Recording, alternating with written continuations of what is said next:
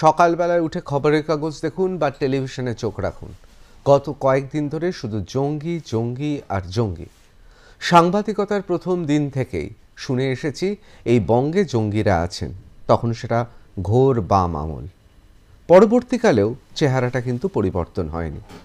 তবে অনেকে বলেন বাঁচো একটাই, যেহেতু এই পশ্চিম বাংলা অথবা কলকাতা তাদের নাকি একেবারে বলা যেতে পারে সুরক্ষিত এই জায়গাটা, সেই জন্যে কখনোই তারা এখানে কিছু করবে না, অর্থাৎ তারা এখানে আশ্রয় নেয়, ইংরেজিতে যাকে বলে শেল্টার নেওয়া। আর যেখানে যে আশ্রয় নেয়, শেল্টার নেয়, সেখানে তো কিছুই করবে না। কিন্তু প্রশ্ন হচ্ছে, ভাবুন আপনি আপনার শোয়ার ঘরে শুয়ে আছেন, এটি বিষধর সাপ ঘুরে বেড়াচ্ছে সেখানে, যে অন্য বাড়ির মানুষকে কামড়াবে, প্রতিবেশীকে কামড়াবে, এমনকি নিজের বাড়ির অন্য ঘরে গিয়ে কামড়াবে, আপনার ঘরে কামড়াবে না। তাই বলে কি আপনি শান্তিতে শুয়ে থাকবেন? অনেকে বলেন যে পশ্চিমবাংলায় যারা প্রশাসন চালিয়েছেন, যারা রাজত্ব চালান, অর্থাৎ বাম আমল, তার আগে কংগ্রেস আমল, এখন তৃণমূল আমল, অনেকে বলেন এরকম একটা নাকি মনোভাব প্রশাসনের অন্দরে থাকে, অর্থাৎ এরা তো এখানে কিছু করবে না, দাঁত নখ বার করবে না, থাকুক না এখানে, অসুবিধা কি ঘাটিয়ে। অনেকে বলেন এই জন্যে পশ্চিমবাংলায় বিরাট কোনো ঘটনা ঘটেনি। ঘটেছে বউবাজারে আমরা বোমার ঘটনা জানি, ঘটেছে খাগড়াগড়ে, সেটাও জানি। কিন্তু এসব ক্ষেত্রে অসাবধানতাবশত অথবা পরিকল্পনা বহির্ভূত কিছু করতে গিয়ে ঘটেছে বলেই অনেকে মনে করেন। অর্থাৎ পরিকল্পনা করে বোমা মেরে উড়িয়ে দেওয়া হয়েছে, এই রকম ঘটনা কিন্তু সেরকমভাবে ঘটেনি। অবশ্যই না ঘটুক, সেটাই আমরা চাই। কিন্তু প্রশ্ন হচ্ছে এত জঙ্গি কেন? আজকে এ নিয়ে আলোচনা করব। অত্যন্ত স্পর্শকাতর বিষয়, তার কারণ জঙ্গি বলতে গিয়ে আমরা কখনো কখনো আমরা কাউকে কোনো বিশেষ গোষ্ঠীকে, বিশেষ সম্প্রদায়কে, বিশেষ লোকালয়কে দাগিয়ে দিই। আজকে আলোচনায় আমরা সেটা করব না। আমাদের খুব মুক্ত মনে দেখতে হবে যে কেন এই ঘটনা। প্রথমেই আজকে যারা রয়েছেন প্যানেলিস্টরা, তাদের সঙ্গে আলাপ করিয়ে দিই। বাংলার সেরা প্যানেলিস্টরা রয়েছেন এই বিষয়ে। আমাদের সঙ্গে রয়েছেন অধ্যাপক বুড়োশিব দাশগুপ্ত মহাশয়। বুড়োশিবদা, আপনাকে স্বাগত। উনি একজন শুধুমাত্র বিচক্ষণ পণ্ডিত মানুষ নয়, এই মুহূর্তে সংবাদ জগৎ এবং তার পাশাপাশি নৃতত্ত্ব থেকে সমাজতত্ত্ব, অর্থনীতিতে তার অবাধ বিচরণ। আমাদের সঙ্গে রয়েছেন ভারতীয় জনতা পার্টির নেতা এবং বিজেপির মুখপাত্র সজল ঘোষ। নতুন করে পরিচয় করানোর কিছু নেই। এই মুহূর্তে পশ্চিমবাংলা তথা কলকাতার এমন একজন রাজনীতিক যাকে এক বাক্যে সবাই জানে, তিনি অত্যন্ত মন দিয়ে অন্তত তার রাজনীতিটা করেন। এবং আমাদের সঙ্গে রয়েছেন সত্যজিৎ ব্যানার্জি, প্রাক্তন ডিসি, কলকাতা পুলিশ। বিভিন্ন সময় বিভিন্ন ক্ষেত্রে তিনি তার বিচরণ ছিল, এমনকি একটা সময় এই কলকাতা মহানগরীর জঙ্গিদের ধরার কাজে তিনি নিয়োজিত ছিলেন। সুতরাং তার ব্যবহারিক এবং তার পাশাপাশি তার গভীর জ্ঞান রয়েছে। এক নজরে দেখে নেব কেন বারবার এই জঙ্গির কথা উঠে আসছে। আজকেও এইরকমই ঘটনা ঘটেছে, এক নজরে দেখে নেব।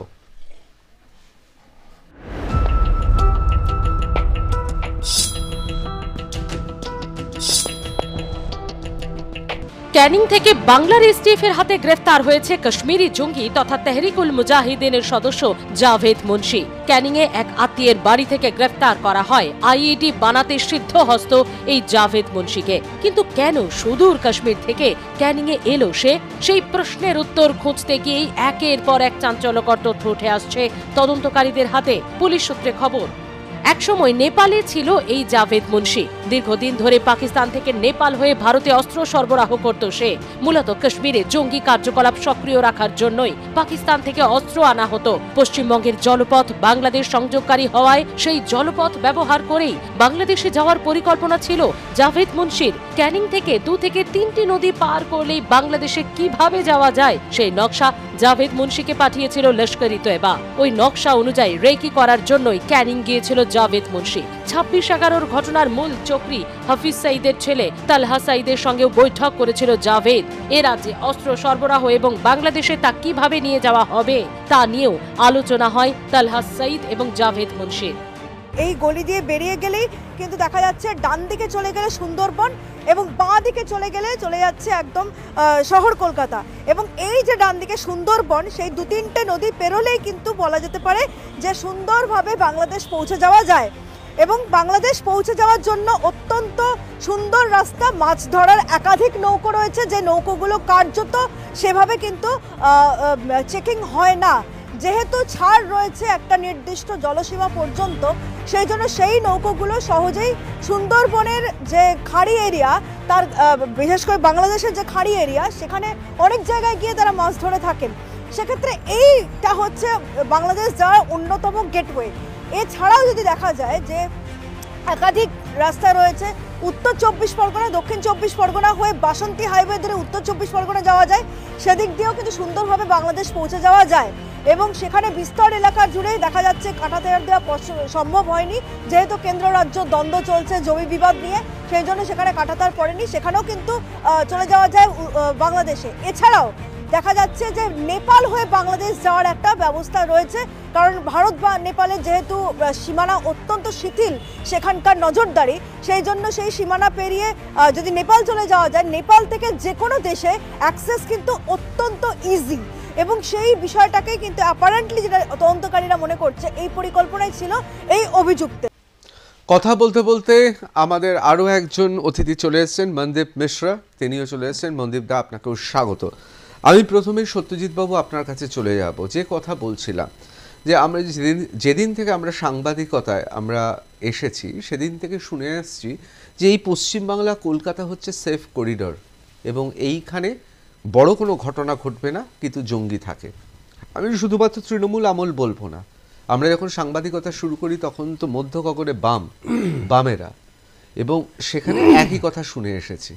পশ্চিমবাংলা এবং কলকাতায় অনেকে বলেন বাঁচোয়া এটাই, যে এখানে এমন কিছু বড় ঘটনা কোনোদিনই ঘটবে না, তার কারণ এটা জঙ্গিদের বলা যেতে পারে সেফ করিডর, এখানে তারা কিছু করবে না, এখানে তারা শেল্টার নেবে।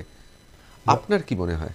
ঋতুব্রত, এই যে অনুপ্রবেশ এবং বকলমে তারপর জঙ্গি, এই দুটোই একটু আলোচনা করা দরকার আছে।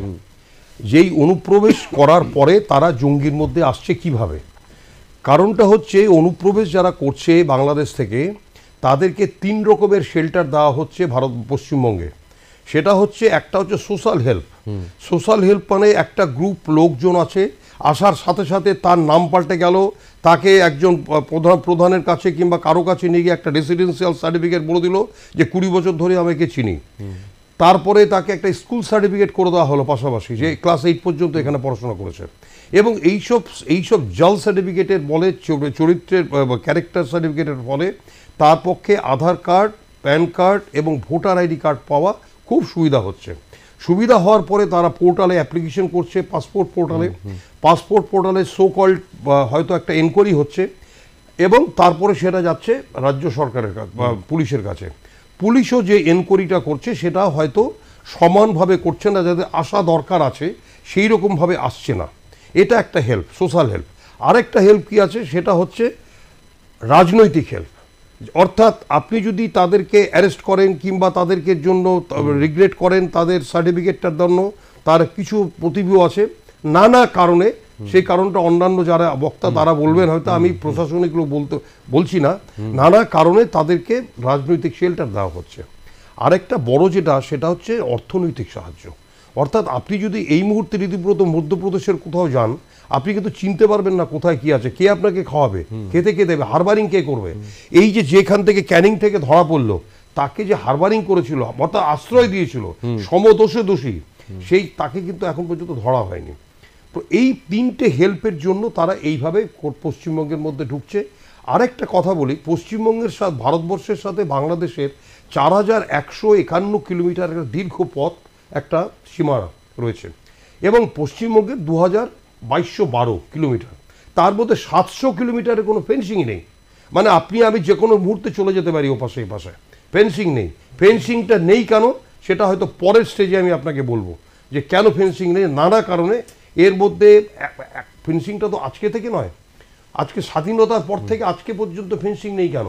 আজকে না হয় কেউ বলছে জমি জোটে দেওয়া হচ্ছে না, এই হচ্ছে না, কিন্তু স্বাধীনতার পর থেকে 72, 73, 92, 93, 2000 তখনও তো ফেন্সিং দেওয়া হয়নি। কিন্তু তারা তখন জানতো যে এখান থেকে অনুপ্রবেশ ঘটবে, কিন্তু এখন পর্যন্ত সেই ফেন্সিংটা ওই অবস্থায় পড়ে আছে। হার্ডলি চেষ্টা করা হচ্ছে, বর্তমান কেন্দ্রীয় সরকার দারুণভাবে চেষ্টা করছেন যে ওখানে একটা ফেন্সিং করে দেওয়ার জন্য। 3 নম্বর যেটা বক্তব্য আমার, সেটা হচ্ছে দেখুন, যারা এখানে আসছেন, পশ্চিমবঙ্গ পুলিশ কি কলকাতা পুলিশের যারা এনকোয়ারিং অফিসার, একটা লাইন আমি আপনাকে বলি ঋতুব্রত, তারা যে এনকোয়ারি করছে তাদের কাছে তো ড্রাম দিচ্ছে, ধরুন আসলো কুরবান আলী, কিন্তু এখানে তো আসছে তো অশোক কুমার দাস, তার নাম হচ্ছে অশোক কুমার দাস, তার বাবার নাম অন্যরকম, এখানে মা ভাড়া পাওয়া যাচ্ছে, মার কাছ থেকে সার্টিফিকেট নিচ্ছে, হ্যাঁ আমার অত তারিখে জন্ম হয়েছিল, তারপরে হেডমাস্টার মশাই একটা বড় সার্টিফিকেট দিয়ে দিচ্ছে যেখানে পড়াশোনা করেছে, অত সাল থেকে ঢুকেছিল এখানে পড়াশোনা করেছে। অর্থাৎ এই যে জাল সার্টিফিকেটগুলো যেগুলো যারা দিচ্ছে, এবং তারা কিন্তু প্রত্যেকে একটা না একটা এস্টাবলিশমেন্টের চিপে আছে, যারা দিচ্ছেন হয় এমএলএ, নয় পঞ্চায়েত প্রধান কিংবা নেতা কিংবা কেউ। প্রশ্ন হচ্ছে, যেই সব পুলিশ অফিসাররা এনকোয়ারি করছেন, আমি আপনাদের চ্যানেলের মাধ্যমে তাদেরকে বলি, আপনারা যখন এনকোয়ারি করবেন, যখন ওরা ওই প্রডিউস করবে ক্যারেক্টার সার্টিফিকেট, আপনি ওখানে লিখুন না যে on demand the subject Ashok Kumar Roy produce the character certificate issued by mister অমুক। আমি এই বিষয়ে আসবো, এটা খুব গুরুতর বিষয়, আমি এই বিষয়টা আসবো। আমি একবার সজলদার কাছে চলে যাব। সজলদা, এটা তো ঠিক কথা যে এই রাজ্যে জঙ্গির সংখ্যা ক্রমশ আমরা দেখতে পাচ্ছি, বিশেষ করে বাংলাদেশের আভ্যন্তরীণ পরিবেশ, আমাদের প্রতিবেশী দেশের সেখানকার রাজনৈতিক পরিবেশ পট পরিবর্তন হওয়ার পর। কিন্তু স্বরাষ্ট্র দপ্তর বা আমাদের কেন্দ্র সরকার, তাদেরও কি কোথাও শৈথিল্য চলছে?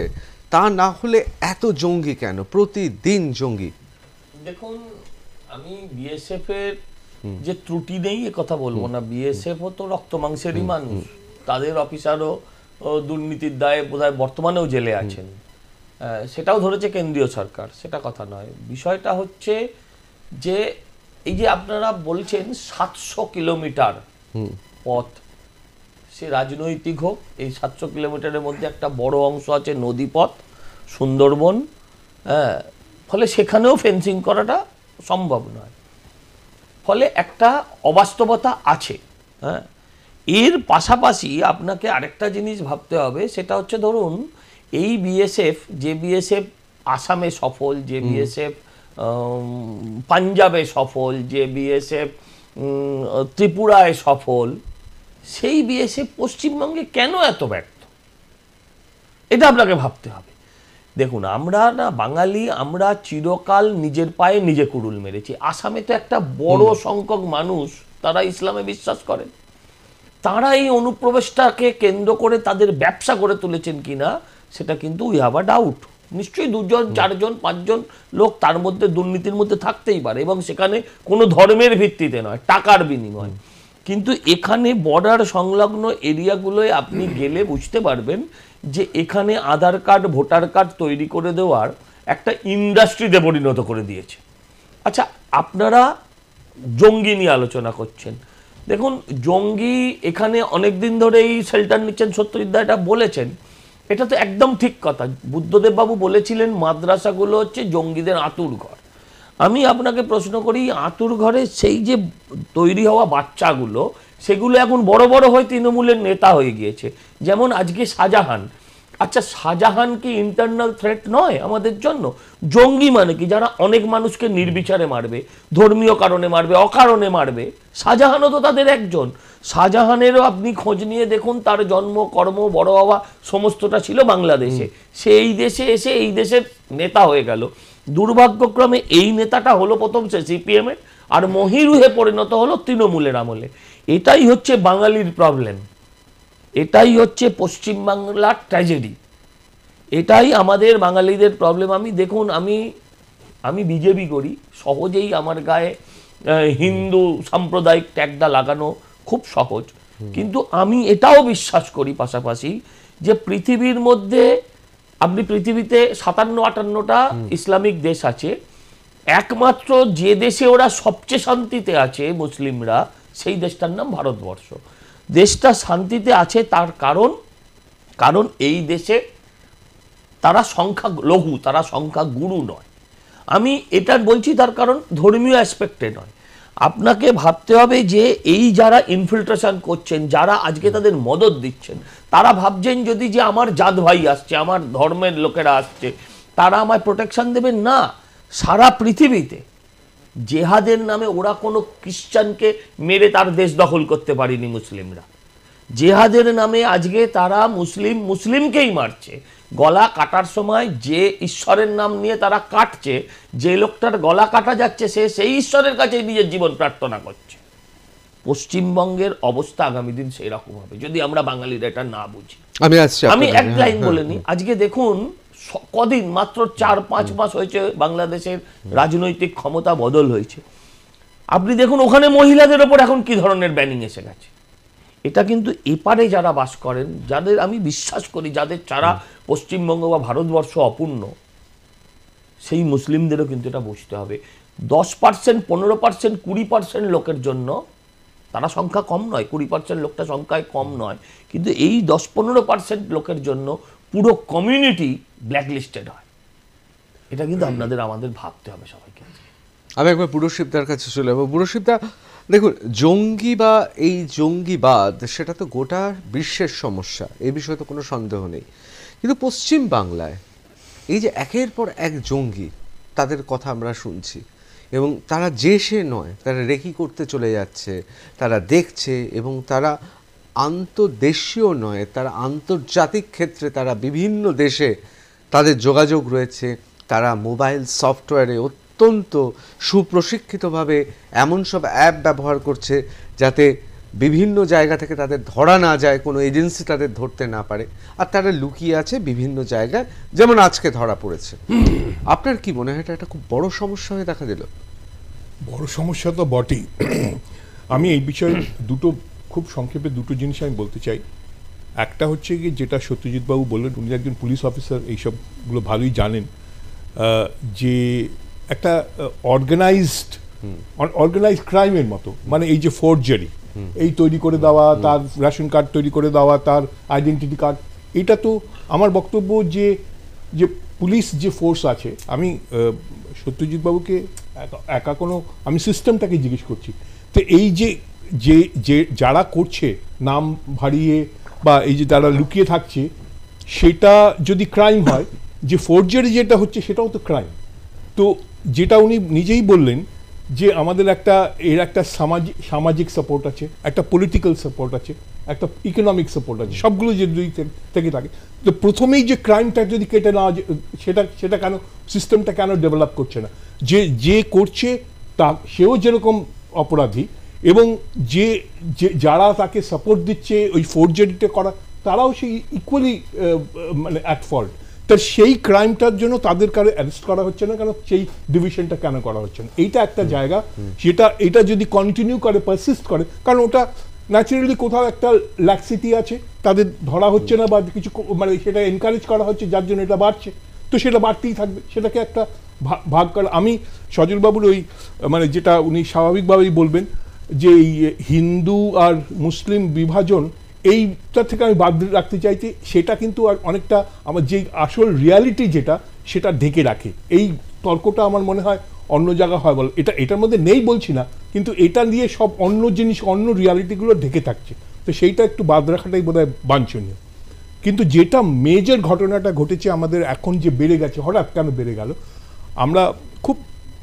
আমরা কয়েকদিন আগে একটা এই বাংলাদেশের বিষয় নিয়েই আমরা একটা আলোচনা করছিলাম, আমাদের একটা, সেখানে কিছু বাংলাদেশের যে সাংবাদিক এবং ওনারা ছিল, তাদের সঙ্গে কথাবার্তা কি হচ্ছে ব্যাপারটা জানার জন্য। তা প্রথম জিনিস যেটা আমাদের দেখলাম, আমি বুঝতে পারলাম, সেটা হচ্ছে কি ওনারা বলছেন যে ওখানে যেই পট পরিবর্তন হলো, যে গভর্নমেন্ট, নতুন যে গভর্নমেন্টটা যখন এলো, তারা প্রথম জিনিস যেটা করলো, যত ওখানে জেলে যত ক্রিমিনাল, যত জঙ্গি, যত এক্সট্রিমিস্ট ছিল, সবাইকে ছেড়ে দেওয়া হলো, কয়েক হাজার। এবং এটা একটা মেজর প্রবলেমের দিকে যাবে, এবং এটা বাড়তেই থাকবে। আমাদের বক্তব্য, আমাদের দেশে BSF is not a problem, BSF তো জাস্ট গার্ড দিচ্ছে। ওয়ের ইজ দি ইন্টেলিজেন্স? এইগুলোকে কেন ধরা হচ্ছে না? কেন আমরা এইগুলোকে দিচ্ছে? এই যে এতদিন যারা হচ্ছে গিয়ে মানে হার্ড কোর যারা ক্রিমিনাল, মানে তারা শুধু ওই মানে নাগাল্যান্ড, তারপর মণিপুর, এইসব বিভিন্ন বর্ডার, ত্রিপুরা, ওয়েস্ট বেঙ্গল, এইসব বর্ডারে তারা সব যেই সব ক্রাইম করে তারা ওখানে চলে যায়। মানে যেটা এই হাসিনার সময় একটা সময় করেছিল, একটা সময় যখন এই জিনিসটা ওদের একটা বড় মানে ম্যাসাকার হয় তখন কিন্তু সবাইকে জেলে পুড়িয়ে দিয়েছিল, এবং এরা এখন সবাই ছাড়া পেয়ে গেছে। সো আমাদের ইন্টেলিজেন্স, ইন্ডিয়ান ইন্টেলিজেন্স, আমার যেটা মনে হয় there is a major failure in Indian অবশ্যই ইন্টেলিজেন্স। আমি এই বিষয়ে চলে যাবো মনদীপ বেশরার কাছে। মনদীপ দা, কোথাও কি তাহলে মনে হয় ভারতীয় গোয়েন্দা বিভাগ, বিভিন্ন এজেন্সি, বিভিন্ন সংস্থা, তাদের কি কোথাও একটা বিরাট ব্যর্থতা, যে ব্যর্থতার কারণে জঙ্গিরা জঙ্গলে না থেকে একেবারে সরাসরি আমাদের দেশে একেবারে জনবসতিতে চলে আসছে? না, আমি এইখানে আপনাকে একটা আলাদাভাবে আপনি বিচার করার জন্য আমি কিছু তথ্যগুলো রাখবো। আপনি একটা খুবই ভালো একটা কানেকশন দেখবেন, যখন আমাদের ইকোনমিক ডিপ্রেশন আসে না, তখন এই সমস্যাগুলো আবার চলে আসে হঠাৎ। কেন চলে আসে? যেটা দাদা বললেন ইন্টেলিজেন্স ফেলিয়ার, আমি বলছি আপনাকে এখন ওয়ার্ল্ড ওয়াইড এই কথা চলছে কি আমাদের ইন্ডিয়ান ইন্টেলিজেন্স ফেলিয়ার হয়ে গেছে, যেটা বাংলাদেশে হলো। তো এই যে আপনাকে এই দুটো জিনিস মিলিয়ে দেখতে হবে। হঠাৎ এই উগ্রবাদী, হঠাৎ যে আপনার টেররিজম, হঠাৎ আপনি দেখবেন আমাদের এত সিনিয়র একজন নেতা উনি এমন একটা কমেন্ট দিয়ে দিলেন। এটা কেন হচ্ছে? কোথায় কি একটা ইকোনমিক ডিপ্রেশন, ইকোনমিক ইনস্টেবিলিটি ওটা সেটিং করে গেছে, তাকে ছপানোর জন্য এটা করা হচ্ছে? এটা একটা বিচারণীয় একটা পয়েন্ট দেখতে হবে।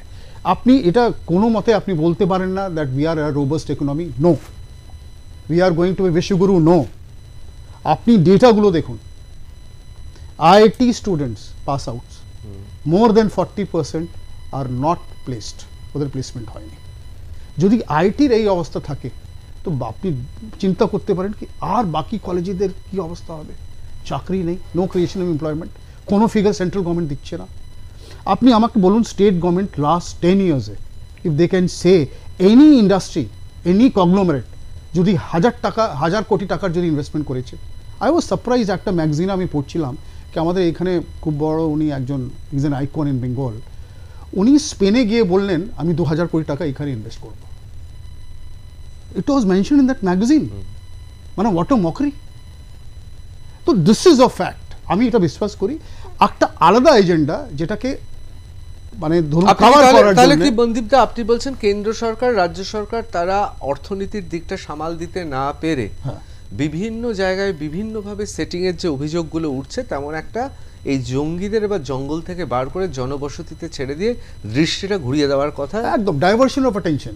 আপনি আমাদের দাদা, উনি such a numerous x police officer, ওনাকে আপনি জিজ্ঞেস করুন, ওনাকে যদি পাওয়ার দেওয়া হয় বা ওনার যে অফিসাররা আজকে যদি বলা হয় কি একটাও ইনফিল্ট্রেশন হবে না, কারো ক্ষমতা আছে কি? যদি বিএসএফকে আপনি প্রপারলি যদি অথরাইজ করেন, ক্ষমতা আছে? 4700 কিলোমিটার ফেন্সিং হয়নি, কেন হয়নি? এই যে প্রশ্নটা, কেন এতদিন এত ইনভেস্টমেন্ট হচ্ছে, আমাদের এত বড় ডিফেন্স বাজেট, এত বড় আমাদের বর্ডার ফেন্সিং বাজেট, কেন হলো না? একটা জিনিস রাখা হয় কি ইন কেস অফ প্রবলেম আমরা এই টপিকগুলো স্পট করে দেব, এটা পিছিয়ে। অবশ্যই এর একটা অন্যতম কারণ হতে পারে, এটা আমার ধারণা, যে রাস্তা তৈরি করা বা বিভিন্ন ঠিকাদারি প্রকল্প, কাটমানি, এগুলো নিয়ে যেমন খুব সুন্দর ধারণা আছে, ফেন্সিং তৈরি করা কন্ট্রাক্টরদের বোধহয় পাওয়া যাচ্ছে না, কাটমানির কি রেশিও হবে, এটাও একটা বিষয় হতে পারে। আমি মানে সেটা কোনো বিশেষ সরকারকে বলছি না, আমি দেশের সরকার, রাজ্য সরকার, উভয় সরকারকেই বলছি। আমি একবার চট করে চলে যাবো, রসিকতাই করলাম, আমি চট করে চলে যাবো সত্যজিৎদার কাছে। সত্যজিৎদা, তাহলে কি কোথাও মনে হচ্ছে যে এই মুহূর্তে যে এই যে জঙ্গি, যে কথা মনদীপদা বলছিলেন, শুধুই নিছক দৃষ্টি ঘুরিয়ে দেওয়ার জন্য? না, সেটা নয়। দেখুন, জঙ্গি কি আমরা 2024 দেখছি, আমরা 2002-তে দেখিনি। আমাদের যখন কাসাব যখন ঢুকলো সেটা কোন সালে বলুন? সে তো 200 লোককে মারলো, সেও তো জঙ্গি। পাকিস্তান থেকে ঢুকছে, অনবরত জঙ্গি ঢুকছে। জঙ্গি আপনার শ্রীনগরে কন্টিনিউয়াস ওখান থেকে ঢুকছে। সুতরাং জঙ্গি আপনার পয়সা না থাকলেই জঙ্গি ঢুকে যাবে, এটা অন্যভাবে ধরবে না। আমি এই মতটা একটু প্রেফার করি না। আমার যতটা ধারণা, যেটা আপনি বারবার বলছিলেন যে তাহলে জঙ্গি অনুপ্রবেশটাকে রুখবো কিভাবে, এটা তো মেন জিনিস। জঙ্গি অনুপ্রবেশ যদি রুখতে হয়, একটা কথা বলি, আমাদের এই ভারতবর্ষের এই যে ইস্টার্ন জোন, অর্থাৎ পশ্চিমবাংলা, বাংলাদেশ, স্বাধীনতার পর থেকেই নেগলেক্টেড হয়ে এসছে যে এখানে যে এতখানি বিশাল জায়গা নিয়ে পড়ে আছে, এই যে 4151 কিলোমিটার যে দীর্ঘ জায়গা, আসাম ত্রিপুরা সব বর্ডার, এইগুলোকে যে কভার করার দরকার আছে, সেইটা ভারতবর্ষের অনেক প্রধানমন্ত্রী পাস হয়েছে, কিন্তু সেটাকে উচ্চারণ করেনি, এখন পর্যন্ত উচ্চারণ করেনি। একজন উচ্চারণ করেছিলেন, সেটা হচ্ছে ইন্দ্র কুমার গুজরাল। তিনি বারবার করেই বলেছিলেন যে আমরা যদি ইস্টার্ন ইন্ডিয়াকে পশ্চিম বাংলাকে এইভাবে যদি বাদ রেখে দিই, আগামী দিন এরা কিন্তু বিশাল পরিমাণে একটা দৈত্যাকার প্রবলেম, জাইগেন্টিক, ভাষাটা উনি বলেছিলেন জাইগেন্টিক প্রবলেম, এই প্রবলেম হয়ে দেখা দেবে। ইন্দ্র কুমার গুজরাল। এবার বলি আপনাকে এই যে আসলে ইন্দ্র কুমার গুজরাল তো অসম্ভব পণ্ডিত মানুষ ছিলেন। তিনি বুঝতে পেরেছেন। আমি আপনার কাছে আসবো, আমি একবার বুড়ো শিবদার কাছে যাচ্ছি। বুড়ো শিবদার যে কথা সত্যজিৎ বাবু বললেন, এটা তো ঠিক কথা। আমরা তো অনেক সময় পাকিস্তানকে ভেবে এসেছি থ্রেট, পাকিস্তানকে ভেবে এসেছি যে আমাদের পক্ষে বিপজ্জনক। আমরা সেই হিসেবে বাংলাদেশকে, সেটা 71-এর মুক্তিযোদ্ধা বা মুক্তিযুদ্ধের কারণে হোক, বা বাংলাদেশকে আমরা মিত্র শক্তি ভেবে হোক, বা বাংলাদেশকে আমরা সেই হিসেবে অত আমল দিইনি যে কোনো দিনই আমাদের বিরাট থ্রেট হয়ে যাবে না। এইটা কি একটা কারণ যে এই যে ফেন্সিং হয়নি? আমরা ভাবিনি কোনোদিনও, কারণ পাকিস্তান থেকে একটা লোকের গোলে ভারতবর্ষে আসার ঘটনা ঘটেছে, অহরহই ঘটে, কিন্তু এত সহজ নয় বাংলাদেশ থেকে যত সহজে আসে। কোথাও কি মনে হচ্ছে পাকিস্তান আর বাংলাদেশের মধ্যে বাংলাদেশে মেজর থ্রেট হতে পারে, শত্রুপক্ষ তার ভূমি ব্যবহার করতে পারে, বা সে আমাদের শত্রু দেশ হতে পারে? এইটা বোধহয় আমাদের যে মানসিকতা, যাকে ইংরেজিতে মাইন্ডসেট বলে, পাকিস্তানের ক্ষেত্রে আমরা অত্যন্ত সজাগ, বাংলাদেশের ক্ষেত্রে অত সজাগ ছিলাম না।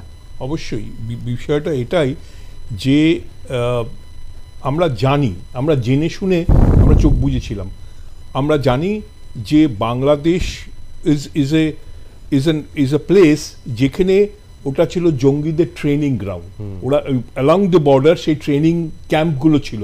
সে যেই সব জিনিসে ইনসার্জেন্সি যেটা হতো, মণিপুরে হোক বা নাগাল্যান্ডে, এবং সেইগুলো কিন্তু ভাঙা হয়েছে। মানে একটা সময় যখন ওটা অত্যন্ত, কারণ তখন ইন্ডিয়ান ইন্টেলিজেন্স কিন্তু কাজ করেছে। তারা এই আমরা অদ্ভুতভাবে আমরা এই যেটা তুমি বলছিলে যে আমরা বোধহয় ওটাকে টেকেন ফর গ্রান্টেড করে নিয়েছি আর কি। হ্যাঁ, ওখানে এখন ওরা আমাদের বন্ধু জাতীয়। আর এই আমরা হাসিনাকে, মানে উনি বন্ধু মানে দেশ এবং বন্ধু প্রধানমন্ত্রী আমাদের, উনি শুধু হাসিনা না, আমার মনে হয় যে কোনোদিনই আমরা, সেটা এরশাদের আমল হতে পারে, সেটা খালেদা জিয়ার আমল হতে পারে, আমরা কখনোই সেই রকম পাকিস্তানকে যেরকম আমরা একটা সময়, আমি বলছি না এখন হয়তো অতটা আমরা আমল দিচ্ছি না, কিন্তু সেখানে যে সজাগ দৃষ্টি থাকে, বাংলাদেশের ক্ষেত্রে সেটা ছিল না। কিছু হবে না এরকম একটা ওই একটা হাই হ্যান্ডেড ব্যাপার, মানে ও কি করবে, আমরাই দেখে নেবো আর এরকম একটা ব্যাপার। মানে এখানে যে একটা বড় থ্রেট আসতে পারে সেই জিনিসটা আমাদের, আমি তো বারবার করে বলছি যে আমাদের বোধহয় ইন্টেলিজেন্সের এই জায়গায় একটা অভাব হয়েছে। অবশ্যই একটা লাইন যোগ করে দিচ্ছি যে ইন্টেলিজেন্স তো আছে, ইন্টেলিজেন্সের আমি নামগুলো উচ্চারণ করছি না, কারণ এখানে ক্যামেরার নাম বলা যায় না। একটা কথা হচ্ছে, যারা আসছেন তাদেরকে যে রাজনৈতিক শেল্টার দেওয়া হচ্ছে সেটা সবকালে, এবং তারা যে এই যে যারা ঢুকছে তাদের একটা কমিউনিটি, তাদেরকে নানাভাবে ইউজ করার জন্য তাদের এগেনস্টে যেন, আপনি আলফাদের এগেনস্টে কেস করা হচ্ছে, আলফাদের সব কিছু ভেঙে দেওয়া হচ্ছে, কিন্তু দেখবেন এদেরকে ভেঙে দেওয়া হচ্ছে না, এদেরকে ধরা হচ্ছে না, ধরলেই দাঁড়িয়ে যাচ্ছে লোকজন। অর্থাৎ রাজনৈতিক নেতাদেরকে একটা লাইনের মধ্যে আসতে হবে যে আমাদের কাছে সবচেয়ে আগে দেশ, ঋতুব্রত মাথায় রাখতে হবে, ভারতবর্ষ দেশ আমাদের, এখানে কোনো রাজনীতির কোনো ব্যাপার নেই। কিন্তু একটা লাইন শুধু যোগ করে সজল বলবে যে আমরা যদি রাজনৈতিক নেতারা এক হই, যে না আমরা দেশের জন্য, এখানে যদি কোনো অ্যান্টি সোশ্যাল জঙ্গি, সে যে কোনো কমিউনিটির হতে পারে, যে কোনো লোক হতে পারে, তাদের জন্য আমরা দাঁড়াবো না, ফলস সার্টিফিকেট দেবো না, তাহলে কিন্তু এটা অনেকটাই কন্ট্রোল হয়ে যাবে। অবশ্যই সজল, আমি এখন আপনাকে একটা কথা বলি, আমি সবার কথা শুনেছি, সকলেই বলছেন ইন্টেলিজেন্স ফেলিওর, ইন্টেলিজেন্সের ব্যর্থতা থাকতে পারে। 140 কোটি মানুষের ওপর ইন্টেলিজেন্সের দক্ষতা আজকের হাইটেক লাইফে, এগুলো ঠান্ডা ঘরে বসে বলাটা খুব সহজ, কারণ আমরা যত ইন্টেলিজেন্ট, মানবেন যে আমার উল্টো দিকে যারা আছে তারাও অত ইন্টেলিজেন্ট বা তার থেকে বেশি ইন্টেলিজেন্ট, কারণ তাদের পেছনেও একটা রাষ্ট্রশক্তি কাজ করছে। আমি আপনাকে একটা কথা বলি, এই যে ইন্টেলিজেন্স ফেলিওরের কথা বলছেন, আবার রাজনৈতিক এবং সামাজিক প্রেক্ষাপটটাও আপনারা ভাবছেন। সিমির যে ফাউন্ডার প্রেসিডেন্ট কি মোহাম্মদ ইমরান বা কোনো নাম হবেন, তাকে রাজ্যসভায় পাঠিয়েছিলেন আমাদের মাননীয় মুখ্যমন্ত্রী। তখন সেন্ট্রাল ইন্টেলিজেন্স থেকে তাকে বারণ করা হয়েছিল, তাকে অ্যাওয়্যার করা হয়েছিল। আপনি যদি সেটাকে নজর না দেন তাহলে তার রেজাল্ট কি হবে? আমি আপনাকে একটা কথা বলি, আপনি ভাবুন কাশ্মীরে তো বিজেপির সরকার নেই, কাশ্মীর থেকে পুলিশ এসে ক্যানিং থেকে লোক ধরে নিয়ে যাচ্ছে। ইন্টেলিজেন্সের অভাবটা কোথায় তাহলে? এটা ইন্টেলিজেন্সের অভাব নয়, ইন্টেলিজেন্সের চোখ বুঝে থাকা। রাজ্যের ক্ষেত্রে কেন্দ্রের যদি নিয়ম নির্দেশগুলো তারা পালন না করে, তার কেন্দ্র কি করবে? আমি বলছি শুধু একবার নয়, একাধিক। কিছুদিন আগেও আমরা পাঞ্জাব পুলিশ বা কোনো একটা পুলিশ এনকাউন্টার হলো, দু একজন পাঞ্জাবি উগ্রপন্থী বা তারা কোনো একটা বড় ধরনের ক্রিমিনাল তারা মারা গেল নিউ টাউনের ভেতর। আমার কোনো স্টেটের ভুল হতে পারে, কিন্তু তারাও এলো অন্য রাজ্য থেকে ইনফরমেশন নিয়ে। আপনি বলুন তো, গত 3 দিন আগে আমি দেখছিলাম দিল্লিতে গ্রেপ্তার হয়েছে 175, পশ্চিমবঙ্গে আগরতলায় গ্রেপ্তার হয়েছে 100 জন, আর এখানে আমরা একজন অ্যারেস্ট হয়েছে বলে নিয়ে আলোচনা করছি আর সারাদিন। আপনি আমাকে বলুন, যে করিডোর দিয়ে তারা ঢুকছে, সেই করিডোরে থেকে সেই স্টেটে, যেটাকে আপনি হাব বলতে পারেন, সেখান থেকে তাদের অ্যারেস্ট করার ভূমিকা কোথায়? কোনো ভূমিকা নেই।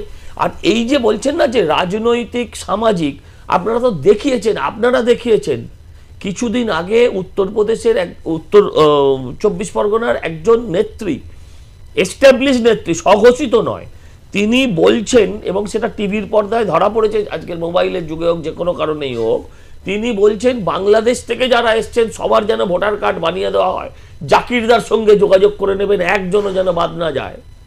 এই যে মানসিকতাটা, আমি শুধু আমার কথাটা ভাবছি, আমি আমার পরবর্তী জেনারেশনের কথা ভাবছি না, ব্যক্তিগত ফায়দার কথা ভাবা না, শুধু ওইটুকু সময়। আমার একটা বিনীত প্রশ্ন আছে সজলদা, মানে আমার এটা জিজ্ঞাস্য, আমার মনে হয় সাধারণ মানুষেরও জিজ্ঞাস্য। দেখুন, একজন জনপ্রতিনিধি বা রাজনীতিবিদ তিনি কথা বলছেন, সেই ভাইরাল হয়ে যাওয়া সেই ভিডিও অনেকে দেখেছেন, যদিও R+ নিউজ সে তার সত্যতা যাচাই করেনি, এবং এরকম একাধিক ঘটনা আমরা নিজেরা জানি। আপনি একজনের কথা বললেন, রাজ্যসভায় সাংসদ হয়েছিলেন, তার বিরুদ্ধে বিরাট ফাইল আছে।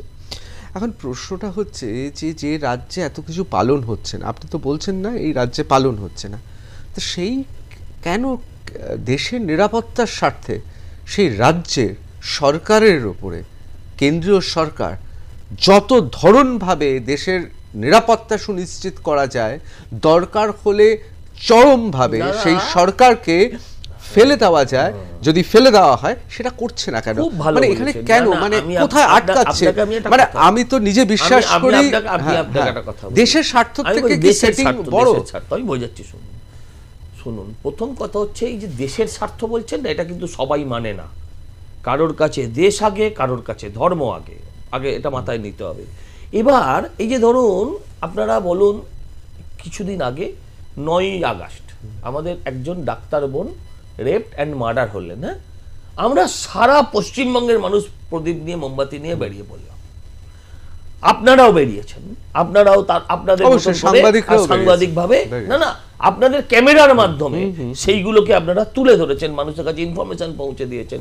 আমি আপনাকে প্রশ্ন করি, ওই 9 তারিখের পর থেকে আজকে প্রায় 4.5 মাস হয়ে গেছে।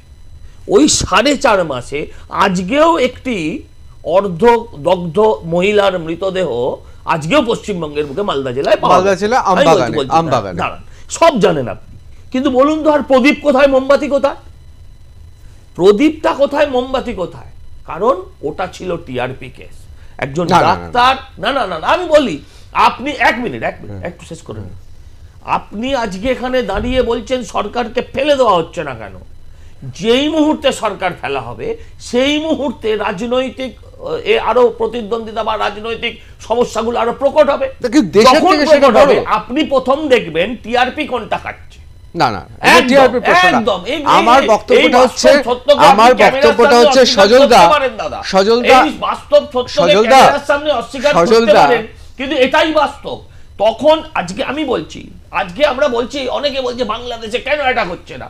যেই মুহূর্তে বাংলাদেশে আজকে আমার সরকার অ্যাটাক না, আমার বক্তব্য হচ্ছে বাংলাদেশের প্রতিবেশী দেশ, এটা তো আন্তর্জাতিক কূটনৈতিক ব্যাপার আছে। হ্যাঁ, যেই মুহূর্তে বাংলাদেশে আক্রমণ হবে, আমি বলছি এই সেই মুহূর্তে আমার পশ্চিমবঙ্গের যে সাম্প্রদায়িক সম্প্রীতি সেটা আরো নষ্ট হবে, আরো গন্ডগোল বাড়বে। আপনি এইটা বলুন যে সেক্ষেত্রে আমরা কি সেই রিস্কটা নেবার মতন জায়গায় আছে এই সরকার থাকাকালীন?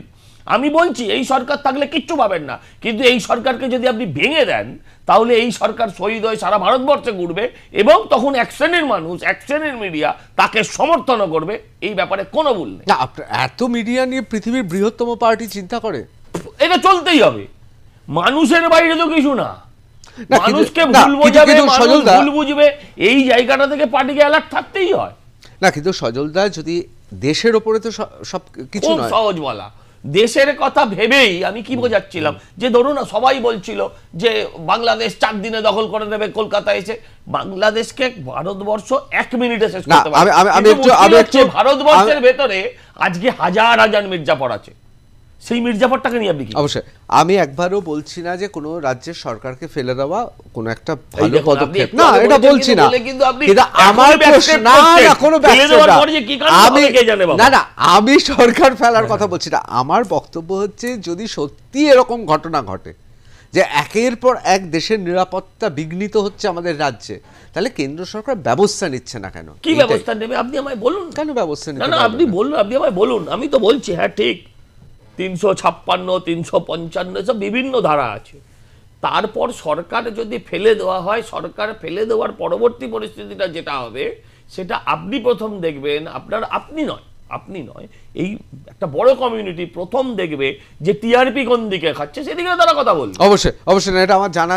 আমার মনে হয় আমাদের দর্শকদেরও আপনার কথা শুনে মনে হয়েছিল যে গোটা রাজ্যের অবস্থা খুব খারাপ, সেক্ষেত্রে কেন্দ্র সরকারের ভূমিকা নিয়ে আমি আমার দর্শকরাও জানতে চাই, আমিও জানতে চাই, তাই প্রশ্ন করলাম। খুব কেয়ারফুল থাকতে হয়, এই জায়গা এত সহজ নয় দাদা, এই জায়গায় এত সহজ হবে না বিষয়টা। আমি বলছি বাবরি মসজিদের ঘটনার পর উত্তরপ্রদেশের সরকার ফেলে দেওয়া হয়েছিল, সবাই সমর্থন করেছিলেন, অবশ্যই করেন। ব্যাস। না, কিন্তু মানে দেশের নিরাপত্তার থেকে তো বড় কিছু না। কি মনে হয় মনদীপ দা? দেখুন, সজলবাবু যেটা বললেন না, ওর মধ্যে একটা খুবই গুরুত্বপূর্ণ একটা পয়েন্ট ছিল কি, উইচ ইজ গ্রেটার, ন্যাশনালিজম বা আমার রিলিজিয়াস একটা আমার ফেথ? এটা একটা খুবই ডিফিকাল্ট একটা কোয়েশ্চেন। কিন্তু আপনি দেখবেন কি এইখানে এই যে আমাদের একটা যে বলুন আপনি একটা যে ধর্মের যে ব্যাপারগুলো, এটা লাস্ট 12 বছরে এত বেশি ইম্পর্ট্যান্ট হয়ে গেছে। আজকে ওয়েস্ট বেঙ্গলে there is a democratically elected government. আমরা কি করে ওকে এখানে অধপস্থ করতে পারি? কেন করব? আপনি এইখানে একটা কথা আমি যেটা বলতে চাই আপনাকে, কি বাংলাদেশে যেটা হলো, তারপরে কত হাজার ওইখানে হিন্দু প্রতারিত হলো, খুন হলো। বারবার সেন্ট্রাল গভর্নমেন্ট, আমরা চাইছিলাম সেন্ট্রাল গভর্নমেন্ট একটা স্টেটমেন্ট দিক, জানেন 1 মাস পরে একটা স্টেটমেন্ট দিক। ইট ওয়াজ আ ইন্টেলিজেন্স ফেলিওর অর নট, আমি এটা বলবো না। ওটা ইন্টেলিজেন্সের কথা বলছি না, আমি একটা স্টেটমেন্ট ধর্ম নিয়ে কেন আসছে? আমি কোথাও ধর্ম নিয়ে এলাম আজকে আমি বলছি না, আমি বলছি স্টেটমেন্টে আপনার কি লাভ হতো? একটা ধরুন 4 জন আমেরিকান সিটিজেন যখন কোনো দেশে যদি গ্রেফতার হয়, 2 ঘন্টার ভিতরে একটা হোয়াইট হাউসে প্রেস কনফারেন্স হয়। On record more than 2100 Hindus have been killed. They were in centre. আজকে উনি বলছেন 1 মিনিটে বাংলাদেশকে আমরা শেষ করতে পারি। একটা স্টেটমেন্ট এলো না কেন? দেখুন, political will is bigger than bureaucratic will, আমি বলছি। অবশ্যই আমি আপনার কাছে আসছি সত্যজিৎদা, আলোচনা যেদিকে যাচ্ছে তাতে এটা খুব স্পষ্ট, এটা শুধুমাত্র জঙ্গিবাদের সঙ্গে লড়াই নয়, তার মধ্যে অনেক এমন কিছু ব্যাপার আছে যে ব্যাপারগুলো আমাদের দেশের এবং অভ্যন্তরীণ ব্যাপারও জড়িয়ে রয়েছে। সেটা রাজনৈতিক হতে পারে, সেটা বিভিন্ন রকম উস্কে দেওয়া, কোনো আবেগকে উস্কে দেওয়া, কোনো রকম পদক্ষেপ নিলে সেই ব্যাপারটাও আছে। কিন্তু একজন সুষ্ঠু প্রশাসক সে তো অত্যন্ত স্ট্র্যাটেজিক, কৌশলীভাবে তো সে এগিয়ে যাবে। ঋতুব্রত, এটা তো চলতে থাকতে পারে, মানে এটাই তো চলবে 255 কিংবা 356 যেটা বলছেন যে ফেলে দেওয়ার কথা, না না আমি বলছি না, আমি ওটা বলছি, আলোচনা যেটা হচ্ছে আর কি, এটা সেই পরিস্থিতি এখন পর্যন্ত তৈরি হয়নি, নাম্বার 1। নাম্বার 2 হচ্ছে সেটা কোনো সরকারকে এইভাবে ফেলে দেওয়া যায় না, কারণ ভারতবর্ষের সুপ্রিম কোর্টের না, আমি কিন্তু ফেলে দেওয়ার কথা বলছি না, আমি বলছি যদি এত কিছু বলছি একটা শব্দ আসার পরেই বলছি এটা আলোচনা নয়, না, আইনের আপনাকে ঠিক। তো যা কিছু করতে ঠিক। হবে আইনের মধ্যে থেকে করতে হবে, আপনি হাত তুলে করতে পারবো না, আইনের মধ্যে থেকে করতে হবে। সুপ্রিম কোর্ট ইন্টারফেয়ার করবে, সুপ্রিম কোর্ট ইন্টারফেয়ার, আমরা এই ব্যাপারটা এইখানে এই ফেলে দেওয়ার গভর্নমেন্ট না না না, এটা প্রশ্নটা করেছি, যদি এতই খারাপ হয় তাহলে হচ্ছে না কেন? প্রশ্ন হচ্ছে দেখুন, প্রশ্ন হচ্ছে আমাদের তো এই যে নিরাপত্তাটা মেইনলি দেখে ভারতবর্ষের সরকার, কিন্তু স্টেটের ল অ্যান্ড অর্ডারটা ওনারা স্টেট দেখে। এখন প্রশ্ন হচ্ছে এই যে 50 কিলোমিটার নেওয়ার পরেও যে জায়গাগুলোতে কভারেজ হচ্ছে কিংবা তাদের, পশ্চিমবঙ্গে তো 50 কিলোমিটার করতে পারি না বলছি 50 কিলোমিটার যে বিএসএফ এর যে করা হয়েছে, সেটাতে আমাদের ঘটনা হচ্ছে যে আমাদের যে রাজনৈতিক সাপোর্টের জন্য তাদেরকে কিন্তু কোনো রকমভাবে আমরা কিছু করে উঠতে পারছি না। আপনি যদি এই রাজনৈতিক সাপোর্ট যতদিন বন্ধ না করতে পারবেন, আপনি সহানুভূতি একটা ইসের প্রতি সেটা যদি বন্ধ না করতে পারেন, তাহলে কিন্তু এইগুলোকে আপনি আপাতত বন্ধ করতে পারবেন না। আপনি আলফা বলুন, ওগুলো বলুন, তাদেরকে আমরা যেইভাবে আমরা ধ্বংস করে দিতে পেরেছি, সেটাকে এইভাবে করা যাবে? প্রত্যেকটা মাদ্রাসা যে আতুর ঘর ছিল সেটা তো আপনি জানেন, সেটা আজকে থেকে নয়, বুদ্ধবাবু এই কথা বারবার বলতেন যে মাদ্রাসাগুলো হচ্ছে সন্ত্রাসবাদের আতুর ঘর। সেই আতুর ঘরগুলোকে এখন পর্যন্ত বন্ধ করা যাচ্ছে না, এখন পর্যন্ত প্রত্যেকটা সীমান্তবর্তী জেলাতে এইগুলো রয়ে গেছে। তারপর এটাও বলে রাখা ভালো, পার্টির চাপে তিনি সে কথা বলা বন্ধও করতে বন্ধ করতে দেওয়া হয়। অর্থাৎ তার মানে দেখুন যে রাজনৈতিক শক্তি একটা কি জিনিস, যে সেখানে তারা পর্যন্ত ওই রকম দোদণ্ড প্রতাপের মুখ্যমন্ত্রী, তাদেরকে পর্যন্ত চুপ করে যেতে হয়েছিল, এটা বলার পরে উইথড্র করতে হচ্ছে, পেছাতে পারছে না, এগোতে পারছে না। আমার যেটা বক্তব্য, আমি আবারও বলছি, যেই প্রশ্নটা আপনি সজলকে করেছিলেন যে তাহলে কি এটা হিসাবে যুদ্ধ হবে, এই যে কথা বলছেন তো, এটা একটা লাইন, এভাবে যুদ্ধ নয়, একে ইন্টারন্যাশনাল প্রেশার আনতে হবে, যেটা ভারতবর্ষের সরকার করার দরকার ছিল, যেটা করেনি, সেটা আমি একটু বলি। সেটা হচ্ছে ইউনোতে ডাইরেক্টলি কমপ্লেইন করা দরকার ছিল, ন্যারেটিং দ্য এন্টায়ার ফ্যাক্টস। এত হিন্দু নিধন হয়েছে, এত পরিমাণে মেয়েদেরকে গ্যাং রেপ করা হয়েছে, এত অত্যাচারিত হয়েছে, ধর্মস্থানগুলোকে ভেঙে দেওয়া হয়েছে, এইগুলোকে ইউনোতে নিয়ে আসা দরকার ছিল।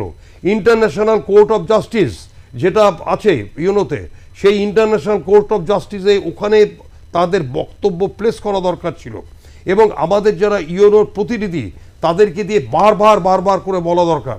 আমার মনে হচ্ছে যে জানুয়ারির শেষের দিকে কেউ হয়তো চেঞ্জ হবে, আমেরিকার কেউ চেঞ্জ হবে, তারপরে দেখবেন অনেক কিছু আপনি দেখতে পাবেন কিছু। অবশ্যই আমি এবার সরাসরি আমি একটা কথা বলবো, দেখুন ইউনো আমরা এখানে বলছি খুব সহজ, মানে এখানে বসে আমরা যাকে খুশি আমরা উল্টে দিচ্ছি, পাল্টে দিচ্ছি, আমরা গুলি করে দিচ্ছি, মেরে দিচ্ছি, আমরা পারছি।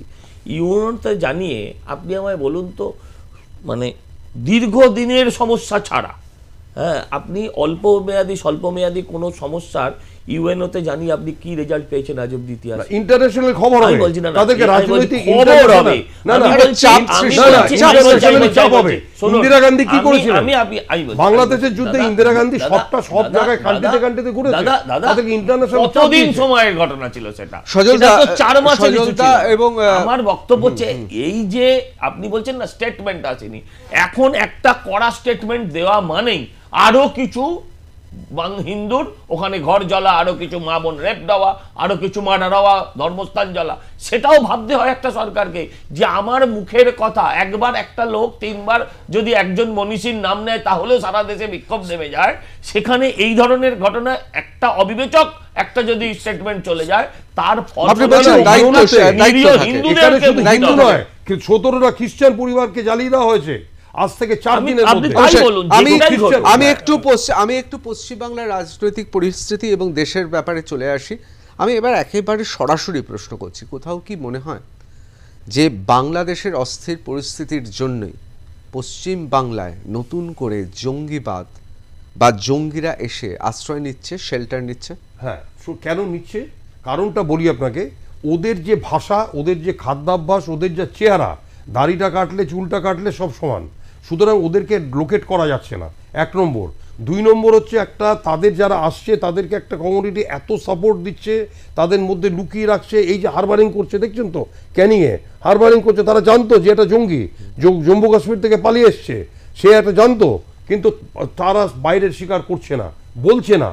এই যে যতদিন পর্যন্ত এই দেশাত্মবোধ কিংবা অ্যাওয়ারনেস না আসবে, যতক্ষণ পর্যন্ত এই চেতনা না আসবে, যতক্ষণ পর্যন্ত ওরা বুঝবে না আমরা অ্যাটাকড হব, আমরা হারবারিং করলেই অ্যাটাক হব, আমরা হারবারিং করলেই কনস্পিরেসির মধ্যে যুক্ত হব, আমাদের এগেনস্টে ক্রিমিনাল কনস্পিরেসির কেস লেখা হবে, ততদিন পর্যন্ত এগুলোকে কন্ট্রোল করা যাবে না। অবশ্যই আমি মনদীপদার কাছে চলে যাবো। মনদীপদা, কোথাও কি মনে হচ্ছে উভয় পক্ষ, কেন্দ্র সরকার যারা চালান, রাজ্য সরকার যারা চালান, উভয় পক্ষের যে উদ্যোগ দেখানোর কথা ছিল রাজনৈতিক বিভিন্ন ফায়দার ওপরে ঊর্ধ্বে উঠে গিয়ে, সেই উদ্যোগটা আসলে নেই বলেই জঙ্গিরা কোথাও যেন একটা সেফ প্যাসেজ পেয়ে যাচ্ছে? না, আমি এটা বলবো না, এখন আছে। আমি এটা আপনাকে স্পষ্ট বলে দিই, 2012-র পরে যে আমাদের ইন্টারনাল যে আমাদের সিকিউরিটির যে অ্যাসপেক্টগুলো আছে সেটাকে ভালোভাবে অ্যাড্রেস করা হয়েছে, উইদাউট ডাউট। আর কিন্তু একটা দুটো যে ঘটনা আমরা দেখি, হঠাৎ চলে আসছে, হঠাৎ ওটা টিআরপি হয়ে যাচ্ছে, কিন্তু বেসিক যে প্রবলেমটা ওটা কমেছে, একটা ফিয়ার সাইকোসিস এসেছে। এটা একদম ডেফিনেটলি, আগে যেটা একদম 2 দিনে কেসটা শেষ হয়ে যেত, এখন না, এখন এনআইএ ইজ ভেরি অ্যাক্টিভ। কিন্তু ইয়েস, এইখানে যেটা আমি বললাম, political will is bigger then bureaucratic will. কেন এটা করা হচ্ছে? 2026 সামনে আছে, বাংলাদেশ একদম কাছে আছে। আপনি বলছেন নির্বাচন কৌশলে অনেকের অনেক ভোটার লিস্টে নাম উঠিয়ে দিচ্ছে, একদম ভোটার লিস্টে নাম উঠিয়ে দিচ্ছে। অবশ্যই আমি সজলদার কাছে চলে যাবো। সজলদা, কোথাও কি মনে হচ্ছে বাংলাদেশের এই অস্থির পরিস্থিতি ক্রমশ ত্বরান্বিত করছে এই গোটা ব্যাপারটা, এবং তার মধ্যে আমাদের রাজ্য হয়ে উঠছে বিভিন্ন সময় জঙ্গিদের? এটা রেগুলার ইস্যু ছিল। বাংলাদেশের ঘটনাটা আমাদের আই ওপেনার। বাংলাদেশের যখন মানে ঘটনার আগে এই অনুপ্রবেশটা এর থেকে বেশি ছিল সংখ্যায়, মানে অন্তত রেজিস্টার্ড ভাবে যদি ধরা হয়। এখন বরঞ্চ আমরা অনেক সজাগ, দিল্লি থেকে শুরু করে আগরতলা, আসাম, সর্বত্র, সব জায়গায়, ব্যাঙ্গালোর, মানে ওখানে সর্বত্র জায়গায় এদেরকে খোঁজা হচ্ছে। দিল্লিতে স্কুল থেকে খোঁজা হচ্ছে যে কারা কারা স্কুলে ভর্তি হয়েছে সেটা আইডেন্টিফাই করার জন্য। মুম্বাইতেও কথা চলছে, সব জায়গায় চলছে এটা, যে এই যে খোঁজার প্রক্রিয়াটা, এরা জন অরণ্যে মিশে গেছে। এমন নয় যে এরা শুধু পশ্চিমবঙ্গে রয়ে গেছে, এরা জন অরণ্যে মিশে গেছে। ফলে এদেরকে খোঁজার প্রক্রিয়াটা এখন সারা ভারতবর্ষে শুরু হয়েছে। আমি একটা কথা বলে শেষ করব, আমরা এতক্ষণ এক্সটার্নাল মানে বাইরের জঙ্গিদের কথা বলেছি। আমি বলছি, দেখুন, জঙ্গি হচ্ছে একটা মানসিকতা। এই জঙ্গি মানসিকতা কি পশ্চিমবঙ্গের যারা ব্রন অ্যান্ড ব্রট আপ, হয়তো তাদের নয়, শুধু শাহজাহান নয়। আপনি আমাকে একটা কথা বলুন তো, সবচেয়ে বড় জঙ্গির নাম কি বলবেন পৃথিবীতে? আপনার মুখে কোন নামটা আসতে পারে? আমি একটা আপনাকে নাম জিজ্ঞাসা করি। অবশ্যই লাদেন, এটা সবাই জানে। আচ্ছা, লাদেন কোনোদিন বলেছে যে আমি রাশিয়ান জনগোষ্ঠীর 30% মাথা কেটে জলে ভাসিয়ে দেবো? আমি আপনাকে জিজ্ঞাসা করি।